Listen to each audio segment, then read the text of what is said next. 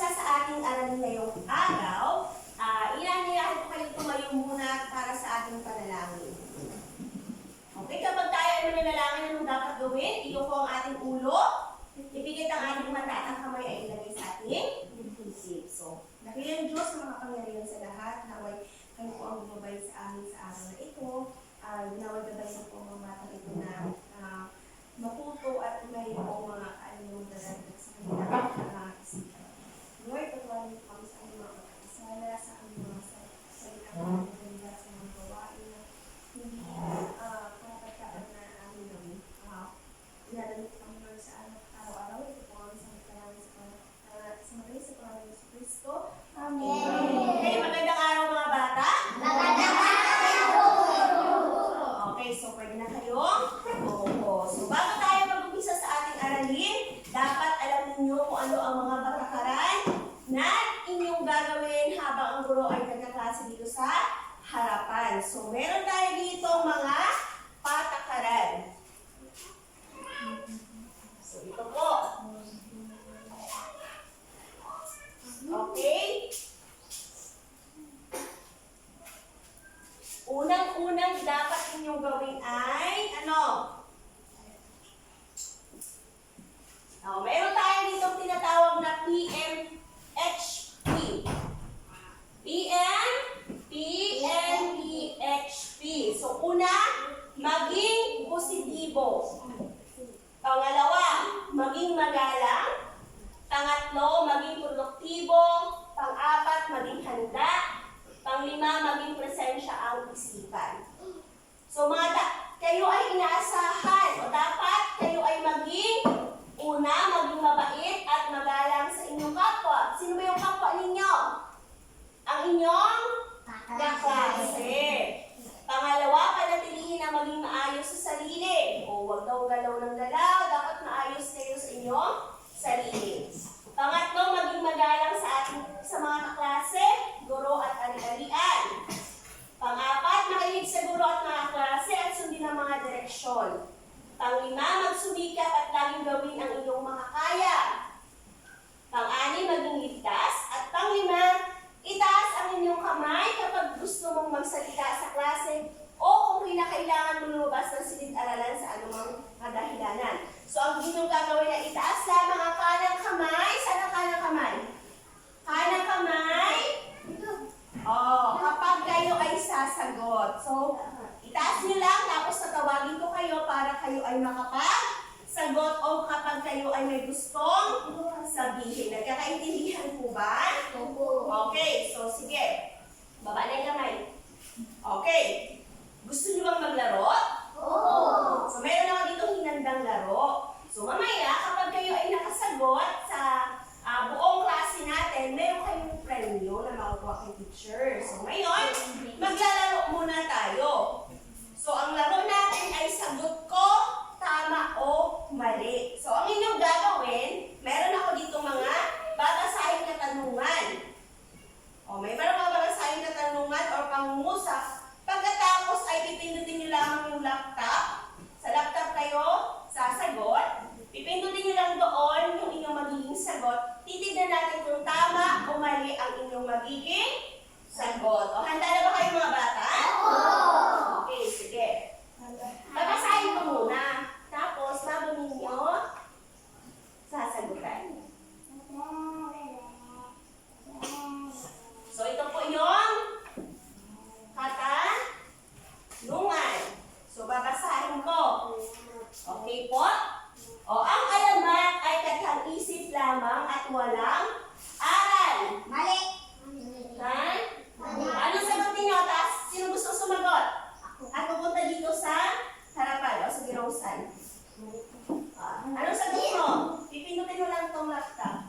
Igayan mo lang. Tama o mali? Ito sumagot kayo. Anong sagot mo? Mali. Sige, pindutin mo. Okay, tama. Diba? Rose up. Yan.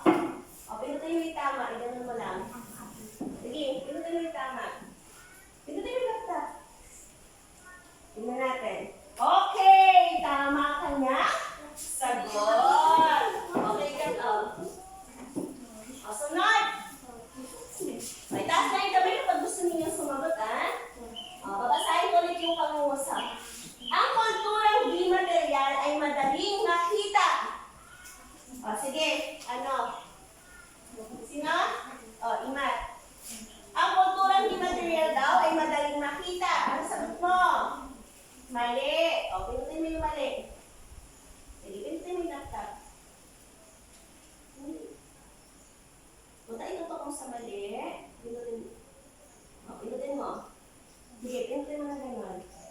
Okay, tama ang kanyang sagot. Okay, sunod.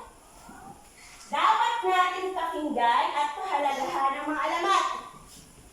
O, sige, RJ. Sabi sigo. Pinutin ang sagot mo. Pinutin mo dito sa laptop. Ano sagot mo? Tama. O, sige, pinutin mo. Oo. Okay, tama ang kanyang sagot. O, last na tanong. Ang alamat ng pinya ay nagtuturo ng pagiging masipag. Sino? O, sige, si Cyrus muna. Cyrus. O, sige, anong sagot mo, Cyrus? Ha? Tama. O, sige, pinutin mo po.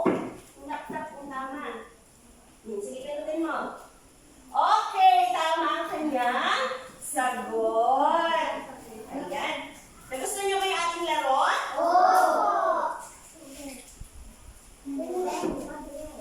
Ngayon, meron kayong pakikinggan na mga awitin o kanta. So, kailangan ninyo itong sabayan lamang. Okay po? So, sige, mamaya na kainin yung inyong mga premyo. Mamaya pagtapos sa ating klase. Sasabayan ninyo yung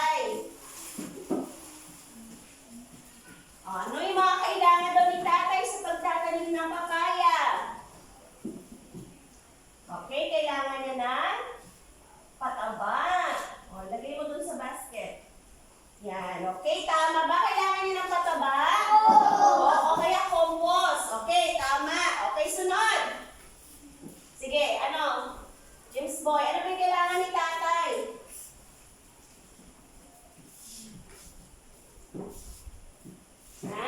Saan tayo kailangan ni tatay? Ano? Ano pa yung mga kailangan dito ni tatay? Hmm? O, kailangan niya ng buto ng ano? Papaya. Sige, kunin mo siya. Okay, dikit mo siya doon sa basket. O, tama ba? Kailangan ng buto ng papaya kapag tayo magtatanim? Tama. O, isa pa. Sige, yung mga hindi pa nakasagot. Sino pa mga hindi nakasagot? Ha?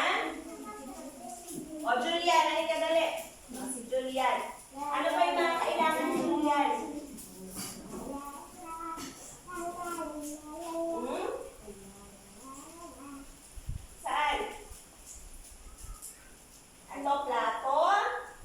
Kaldero o lagay ng tubig na pandilig. Ano kailangan niya pa?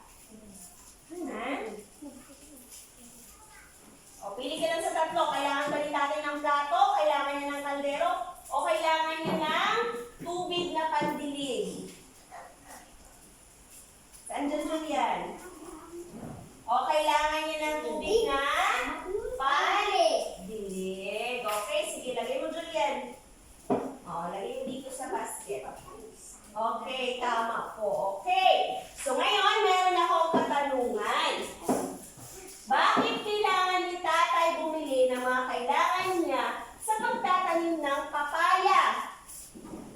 Bakit daw kailangan ni tatay bumili ng mga kailangan niya kapag siya ay magtatanim ng papaya?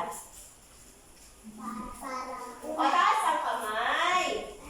Taas ang kamay kapag gustong sumagot. Ano, Rose? Tayo. Para siya ay makaipon ng pera kapag nakapagtanim na siya ng palay, ay ng papaya, di ba po? Maliban pa doon, bakit kailangan niyang bumili daw ng mga, ng mga gamit para siya ay makapagtanim ng papaya? RJ. Ha?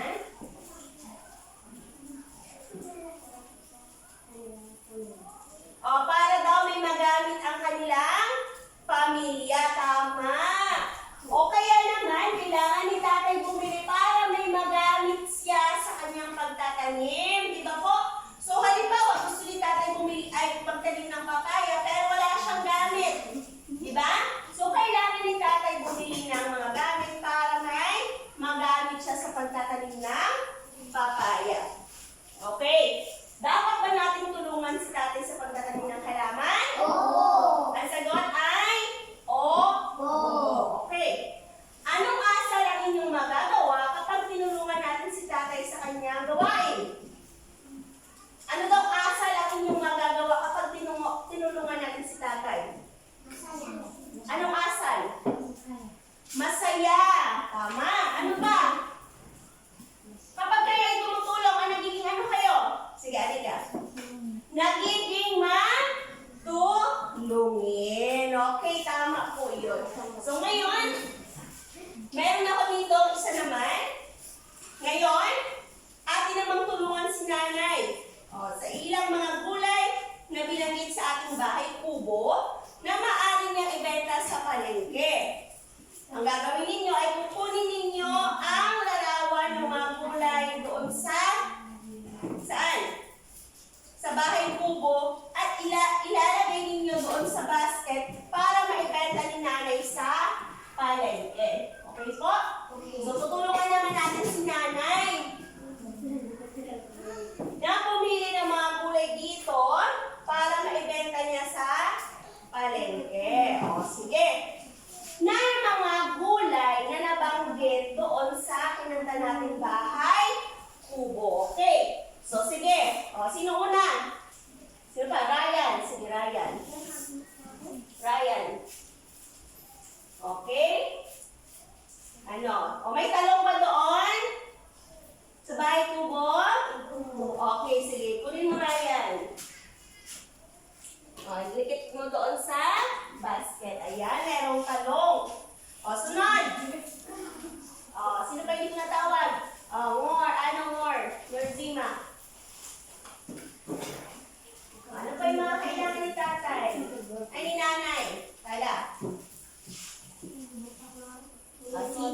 sige, kunin mo.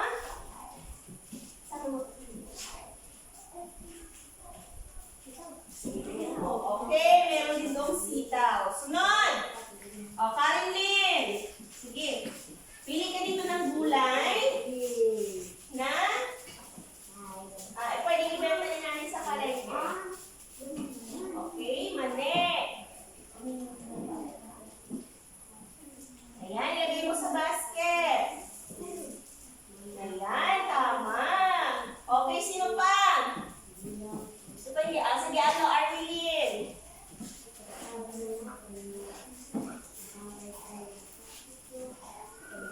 Alin pa dyan? Sige, pili ka pa dyan. Sige, kunin mo. O, meron din doon. Kundol. Sige, lagay mo doon. Yan, lagay mo sa basket. O, sino pa? Sino pa? Carmelo.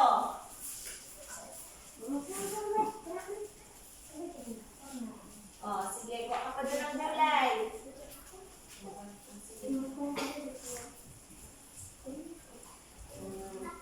Sigarilyas. May sigarilyas di ba doon? Okay, ano pa? Si Okat.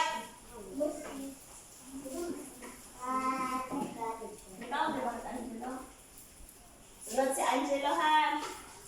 O, saan dyan ka? O, sigarilyas. Kunin mo. Ay, ano? Singkamas. Meron ba doon? O, lagay mo. Sunod. O, Carmel, Angelo.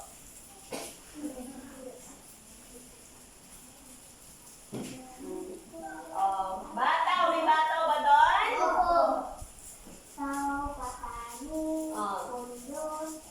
Okay, sunod. Isa pa. Sige, Rolin.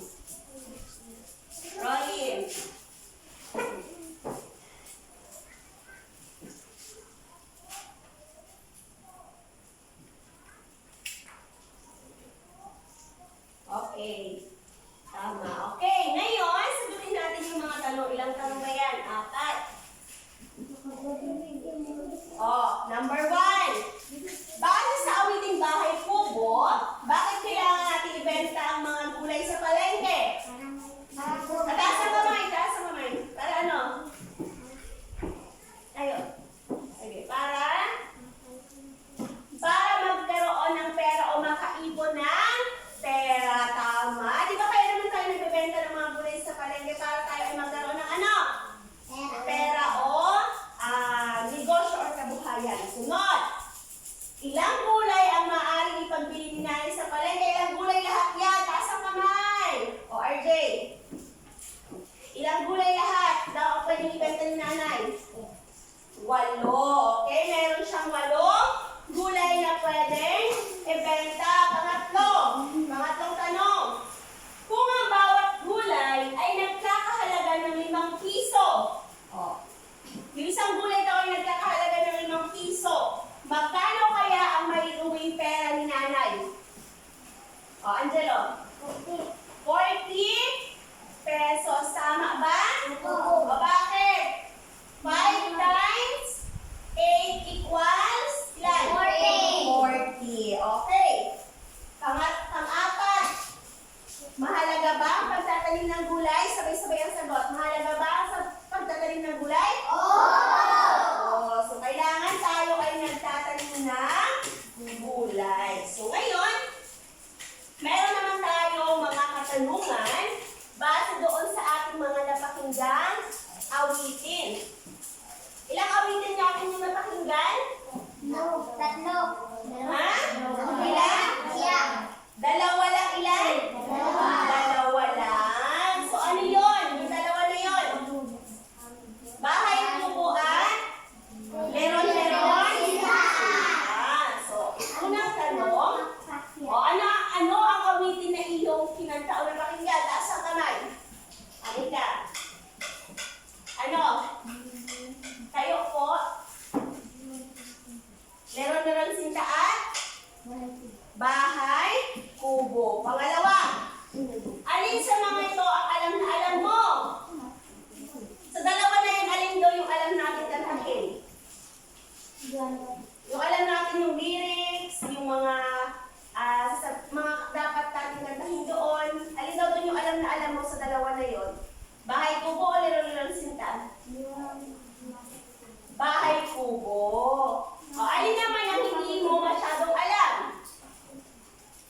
Yung leron-leron sinta. Okay. So, yun po yung kay, Marzima, kahit naman lahat kayo, nakita ko naman na, ang alam na alam ninyo ay yung bahay kubo at hindi ninyo alam ay yung leron-leron sinta. Okay po. Eto. Makinig na sa akin. Tungkol saan ang awiting bahay kubo? Taas ang kamay. Tungkol sa... Sige, halika. Tungkol sa mga gulay. Tama. Okay. Kumakain ba kayo ng mga gulay? Oo. Para saan ba ang mga gulay? Para sa katawan. Tama si Jaymar. Para daw sa katawan. Okay. Ayan. Bakit mahalaga ang kumain ng mga gulay? Taas ang kamay kapag gustong sumagot. Para maging malusog. Tama po. Ayan, para tayo ay maging malusog. Okay. Yung mga kinanta natin doon, mahalaga ba na alam niyo ang mga awitin yun? Opo. Alam ba ninyo ang tawag sa mga kantang yun? O ano tawag sa mga kantang yun na dalawa? O yung dalawa na yun, yung bahay kubo at saka lalo-larong sinta, ano yun? Ano? Alam niyo po hindi. O yun yung pag-aaralan natin ngayong araw. Okay po? So ngayong araw, ating pag-aaralan o tatalakayin natin ang mga tradisyonal na awitin at mga halimbawa ng kulturang di material. Ayan po.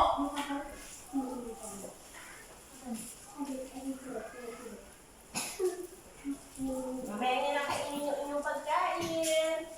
O kapag mas marami kayong sagot, mas marami kayong premyo, di ba po? So pag sinabi natin, ayan. Pag sinabi natin kulturang di material, ito po ay ang mga kulturang di material ay tumutukoy sa mga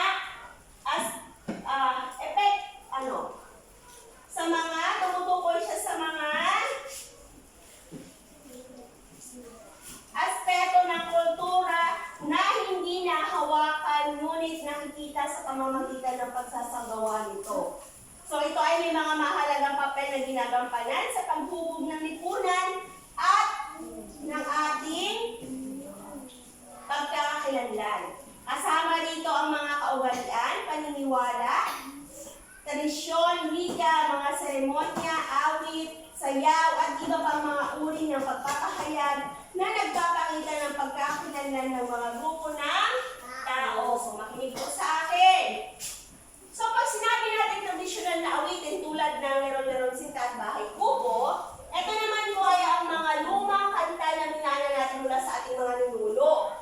So halimbawa kayo, alam niyo pa rin yung mga kanta na yon, yung mga nanay tatay ninyo, alam din yun, yung mga lola at lola ninyo, alam pa rin yun dahil nga minana natin yun sa ating mga ninuno na hanggang ngayon ay atin pa rin kinakanta.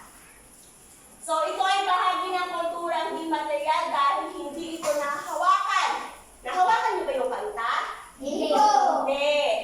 Ngunit na ipapasa sa pamamagitan ng pakikinig, pagkanta, pagturo sa susunod na henerasyon, di ba?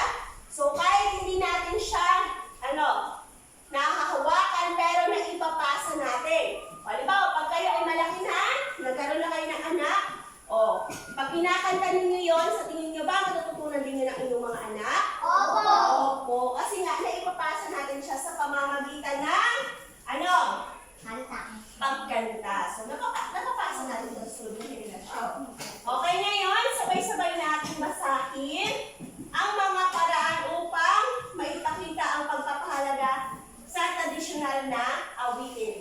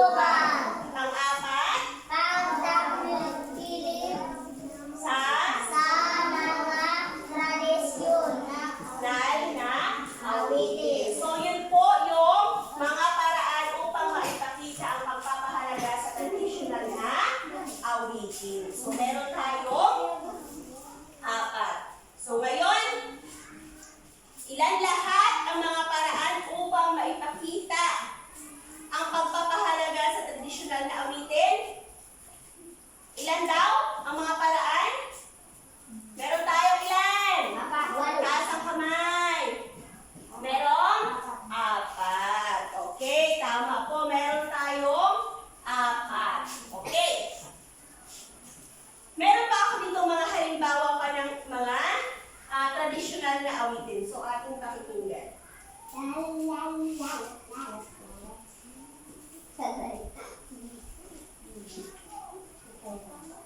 Hanggang nyo lang.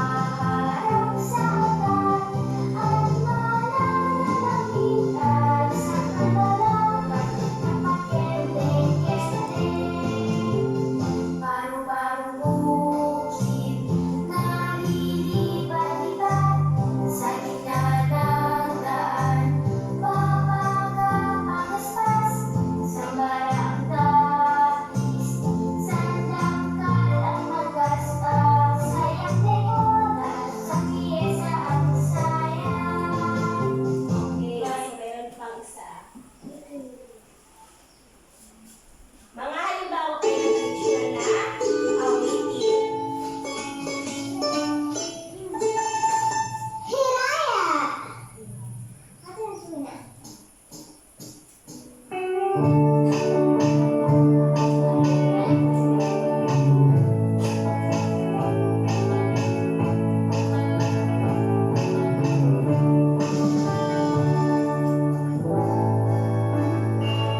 Ako ay may loob, lilipad sa langit. Di mo na nakita kung muntong na pala. Sayang ang pera ko, bibili ng luho. Sa pagkain sana, nabusog pa ako. Ako ay may loob, lilipad sa langit. Di ko na nakita kung muntong na pala. Sayang ang pera ko, bibili ng luho. Sa pagkain sana, nabusog pa ako. Sa pagkain sana, nabusog pa. Okay, may isa pa.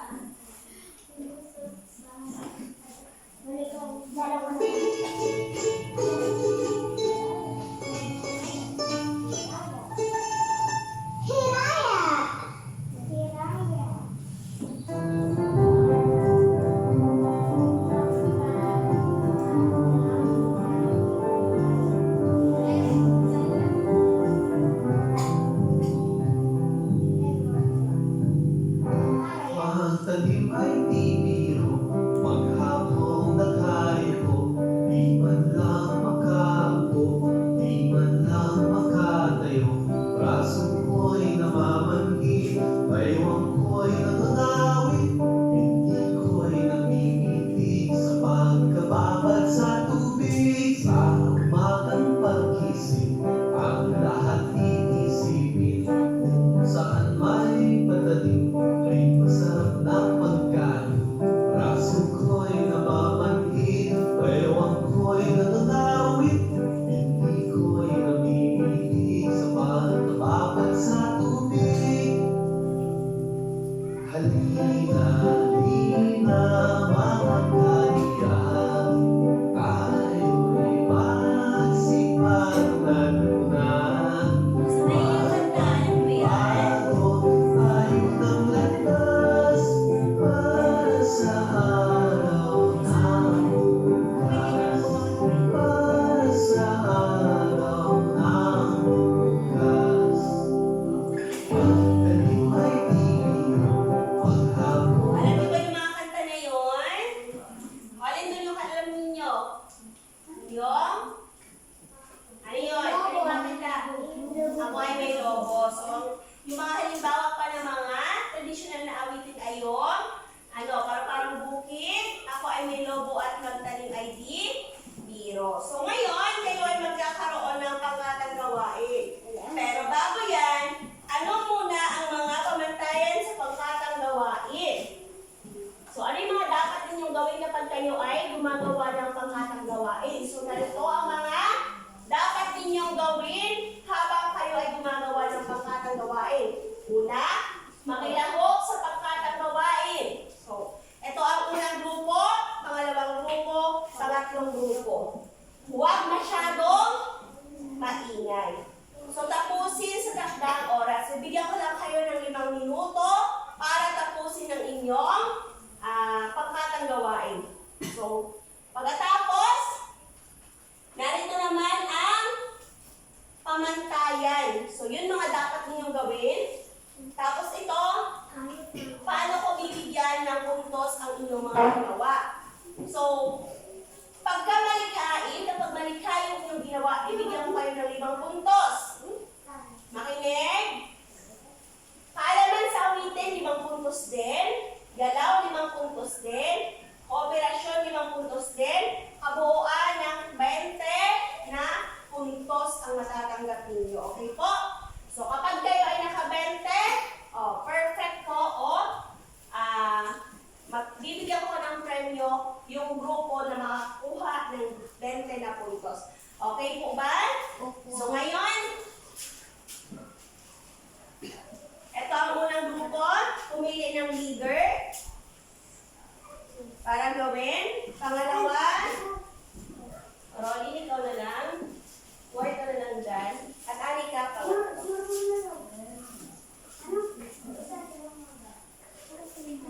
Sige. Ayan. Sige, may palitan pa. Ay, sige, lapis na lang. Sige, lagyan yung lapis. O, tulong. Pwede kayong umalis sa inyong ano. Pwede kayong tulungan ninyo yung inyong kagrupo. Punta doon sa kagrupo. O, di ba? Meron doon kooperasyon. Kailangan tulungan.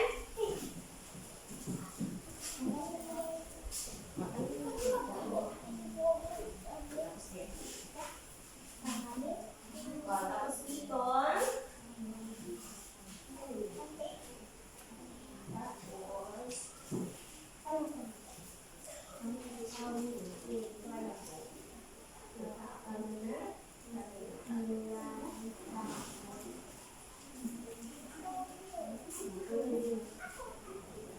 so practice kayo, ha?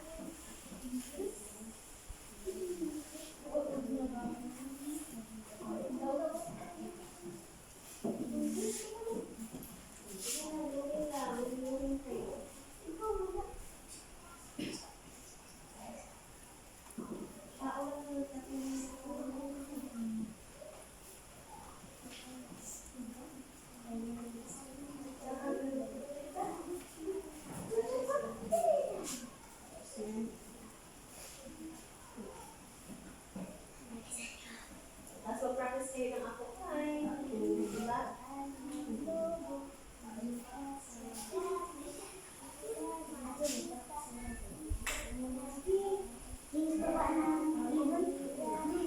Ayun, tapos na lang grupo kung walang kaklaman po. Kapag tapos na, ha?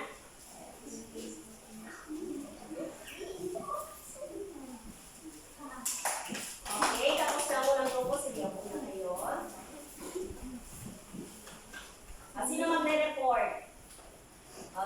Basahin yung tanong, tapos basahin lang yung sagot. Dalawa na lang kayo ni Rose, ha? Basahin lang naman sa harapan, ha?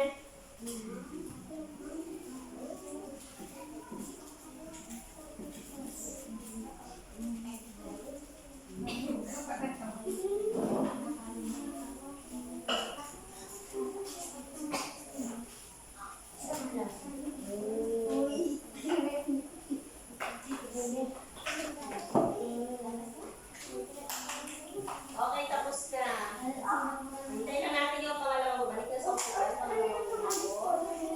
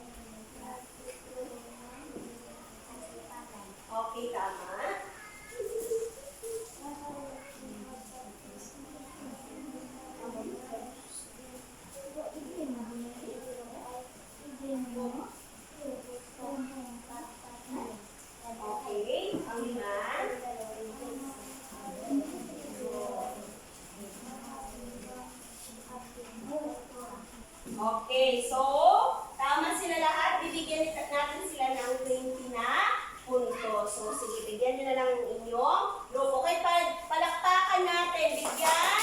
Okay, wait lang. Bigyan ng 5 bagsak ang grupo na nila Norzima. 5 bagsak. 1, 2, 3, go! Okay, sige. Sunod ang grupo. Pangalawang natapos. Yung pangalawang natapos.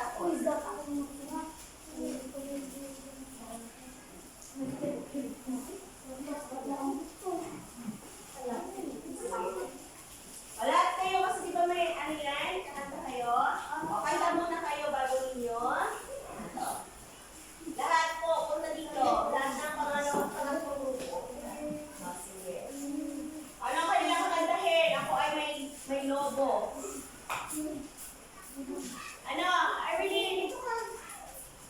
O, sige. 1, 2, 3. O, sige na. Ano yung action ninyo?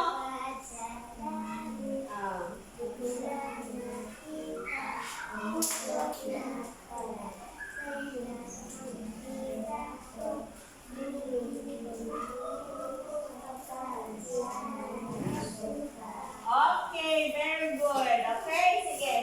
Sabihin nyo. O, dito muna kayo. Ito, basahin. Ang awitin, aming inanta. Ay, Ako ay malamig. sige. Ako. Pinapakita ito ang manayang sa pagbibilang dugo na dapat pagkain ng kanyang dugo. Okay, bigyan natin ng 20 na puntos. Okay? Sige, bigyan din natin ng 5 bagsak ang pangatlong grupo. Sabay-sabay. 1, 2, 3, go! Okay, sunod na grupo. Ay, pakita nyo lang yung inyong iginukit. Apat na sa akin. O, patingin. Sige, ito na Robin. Pakita nyo lang ang inyong iginukit. Sige. Okay, ang kanilang iginukit ay tungkol sa nagtatanim ng palay. Sige, basahin mo yung tanong. Uy, doon po makain tayo po.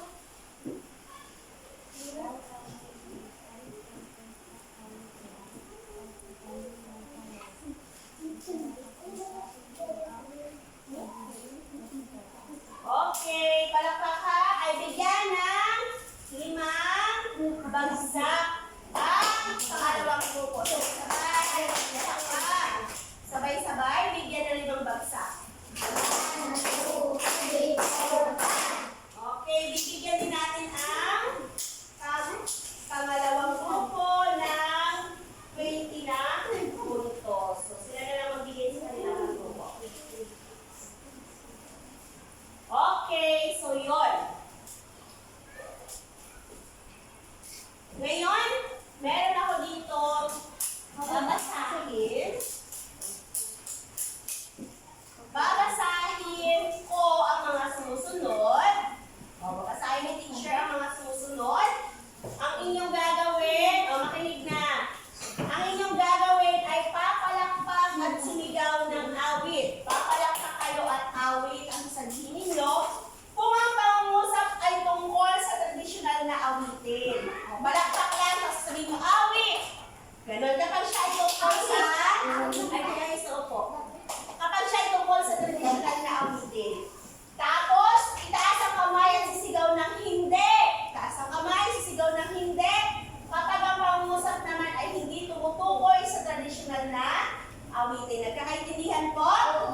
Okay, sige. Unang pangungusap. Ang tradisyonal na awitin ay galing sa mga ninuno. Okay, very good. Awit. Ang baby shark ay isang tradisyonal na awitin.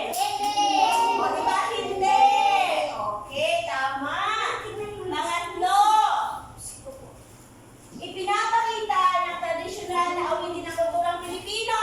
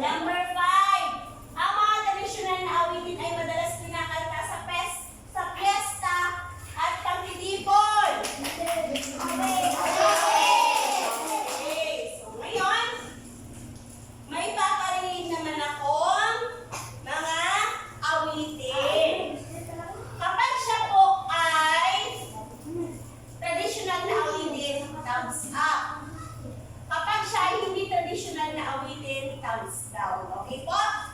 Nagkakaintindihan? Opo. Sige.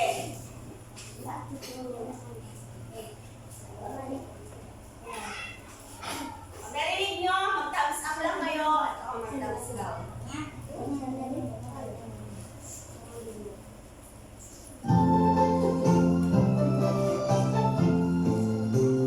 Paru-paru buko. O, thumbs up, thumbs down. Thumbs up. Okay, next.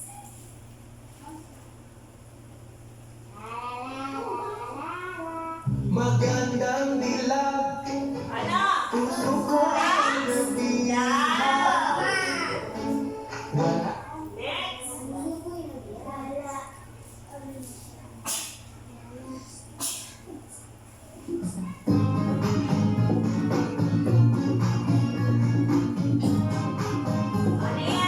mo na.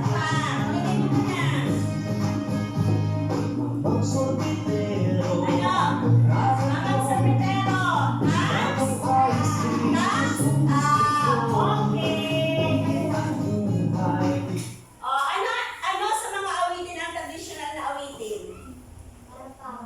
Para-barang bukid at Mama Sorbetero. Tama? Yun yung para-barang bukid at Mama Sorbetero. Okay.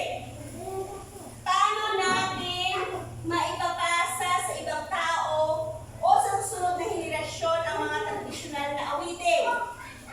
Ha? Paano natin maipapasa sa susunod na henerasyon o sa ibang tao ang traditional na awitin? RJ, paano? Paano to, RJ? Tayo po? Ah. Habang tayo ay umaawit, ating naipasa ang mga aral at kaalaman sa susunod na henerasyon. Okay, tama po. Okay, palakpakan natin si RJ. Okay.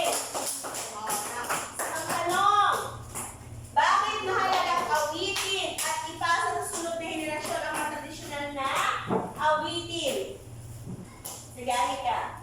Kapag awit, natutunan tayo sa ating pamilya at kultura. Ang bawat bata ay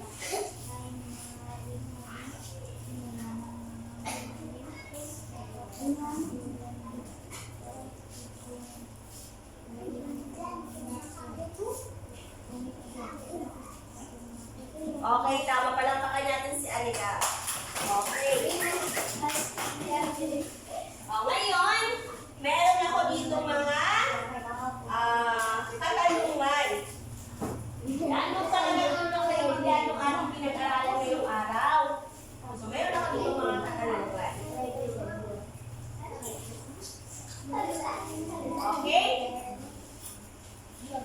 Unang tanong, ano ang tawag sa mga kantang minana natin sa ating mga ninuno? Taas ang kamay, kasi sumagot ang sige mo. Traditional na, ano? Traditional na awitin. Okay, tama. Okay. Pangalawa, tahimik na tahimik. Ano ang halimbawa ng mga traditional na awitin? Taas ang kamay, gusto sumagot. Ano daw yung mga halimbawa? Ano yung mga halimbawa ng traditional na awitin? Ha?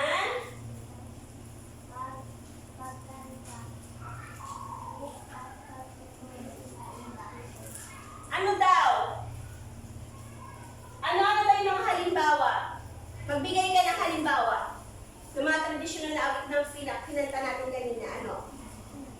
Bahay, kubo, ano pa? Leron-leron, sinta, ano pa? Sino sabi ng mga leron? Sino? Ako ay may lobo. Ano pa? Sino nagsabi para bukid? Okay, para bukid. Tignan nga natin kung tama yung mga sagot ninyo.